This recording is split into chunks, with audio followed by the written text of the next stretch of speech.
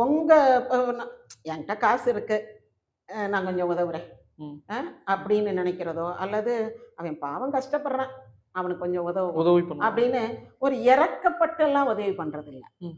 அவனுடைய மனசுக்குள்ள இருந்து அவனுக்கு கஷ்டத்துக்கு எப்படி தீர்வு காணணும் அப்படின்றது. இவர் பெரிய ஆள் மாதிரியும், அவன் ஏதோ இல்லாதவன் மாதிரியும் அந்த இரக்கம்ன்றது காட்டுறது இல்ல. மெர்சின்னு சொல்லுவோம்ல, அது சூப்பர். உயர்ந்தவன் இல்லாதவன் தாழ்ந்தவன் காட்டுற அப்படி அன்பு. ஆ. அது கிடையாது.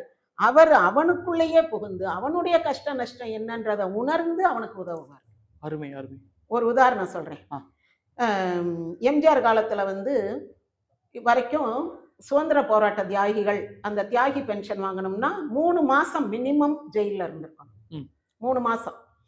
அப்ப சொல்றாங்க, நாங்கெல்லாம் ஜெயில்ல நீங்க கைதாக வேண்டாம், நீங்க வெளியே இருங்க, வெளியே இருந்து உதவி செய்யுங்க, வெளியில கொஞ்சம் பேர் தேவைப்படுது, எல்லாருமே கைதாகி உள்ள போயிடக்கூடாது அப்படின்னு சொன்னாங்க. அதனால நாங்க இந்த நேரங்கள்ல கைதாகல, வெளியே இருந்தோன்றாங்க. சரி, அப்ப அந்த போராட்டத்துல நீங்க கலந்துக்கிட்டீங்க, அந்த குரூப்ல இருந்தீங்க, ஆனா நீங்க ஜெயிலுக்கு போகல, தப்பிச்சு ஓடி போயிட்டீங்க அப்படின்ற மாதிரியோ, இல்ல இந்த போராட்டத்துக்கான ஆட்களுக்கு சாப்பாடு, போக்குவரத்து, வேற ஏதோ ஒரு உதவி செய்தோன்ற மாதிரி ஏதாவது அந்த ஜெயிலுக்குள்ள இருந்தவங்க சொல்லட்டும். ம்.